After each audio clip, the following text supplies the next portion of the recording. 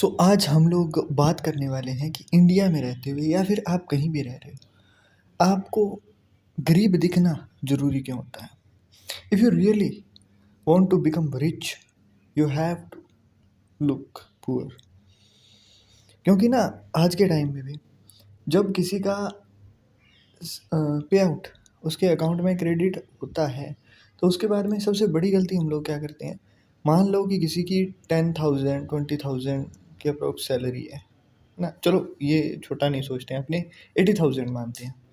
अब 80,000 है तो उसको इतना पता है कि यार मैं एक स्कॉर्पियो लेकर के आ सकता हूँ, जो कि अप्रोक्स 22-25 लाख की पड़ जाएगी, है ना।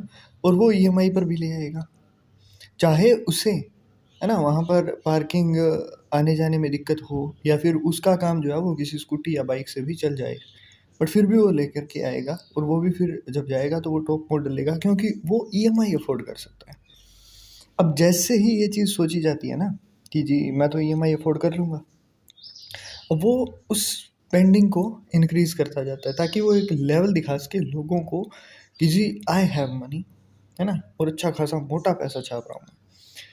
परंतु इस टाइम पर कई लोग ये चीज़ नहीं सोच पाते हैं कि अगर मान लो कोई दिक्कत हुई, ले ऑफ हुआ, या फिर जॉब चली गई, सडनली कोई घर के अंदर फाइनेंशियल प्रॉब्लम आ गई, तब तो ये जो सो कॉल्ड आपको स्टैंडर्ड मेंटेन करने में पैसा खर्चा करना होता है ना, वो चीज़ आपको लॉन्ग टर्म के अंदर बहुत हार्म करने वाली होती है।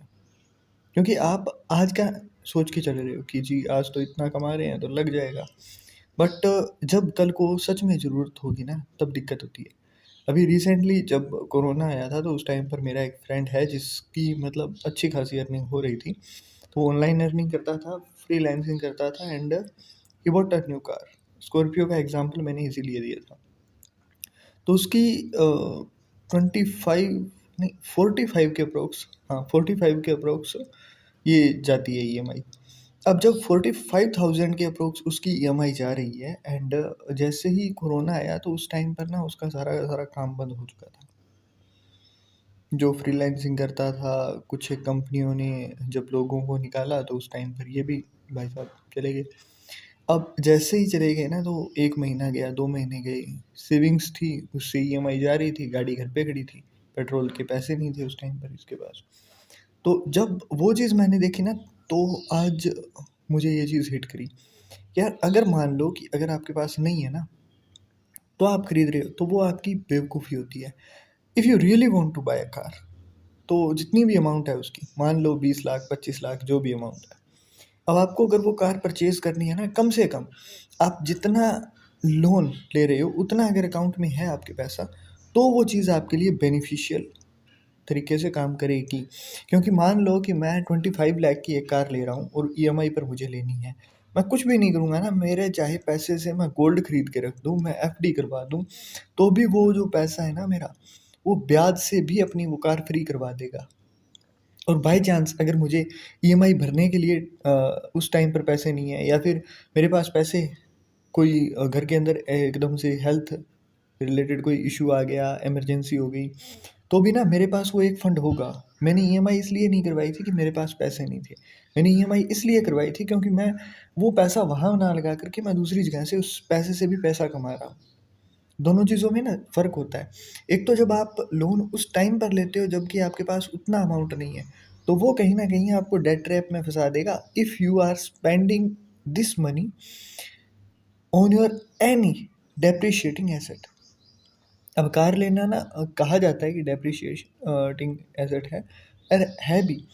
अगर आपका कोई उस कार से काम नहीं हो रहा है ना, तो हाँ, बट अगर आप उससे अपने कनेक्शंस बिल्ड करने में, अपनी स्टैंडर्ड मेंटेन जो कर रहे हो, उससे भी अगर आपको पैसा आ रहा है तो दिक्कत नहीं होती है। But if you are paying to maintain just a standard, और लोगों को दिखावा करने के लिए, शो ऑफ करने के लिए, तो वो चीज़ आपको हिट बैक करेगी। So that's why looking poor is always work for if you want to be a rich person, wealthy person। क्योंकि कहीं भी लगा के देख लो आप, 25 के अप्रोक्स अगर आप 6 से 7% के ऊपर भी एफडी करवाते हो ना, तो भी आपका ब्याज आराम से निकल जाएगा, गाड़ी भी फ्री की फ्री रह जाएगी। एंड अगर गोल्ड के ऊपर से इन चीज़ों के अंदर लगाओगे, तो वो ओवर द ईयर्स आप गोल्ड सेल नहीं करोगे। तो भी चीज़ें फ्री रह जाएंगी, है ना। तो हमेशा जब भी आप इन चीज़ों के ऊपर स्पेंड करते हो ना कि जी मुझे गुच्ची का ये लेना है, जारा का ये लेना है, रोलेक्स लेनी है, ये लेनी है, वो लेनी है, तो जब भी आप स्पेंड करते हो तो एक चीज़ हमेशा याद रखना कि जितनी भी अमाउंट आप खर्च कर रहे हो वो अमाउंट होनी चाहिए जो खर्च करके आप बिल्कुल ना सोचें, आपको बिल्कुल भी फ़र्क ना पड़े कि जी इतना मैंने खर्च कर दिया है तो अब क्या होगा, है ना। तभी वो अमाउंट आपको खर्च करने में कोई नुकसान नहीं होने वाला।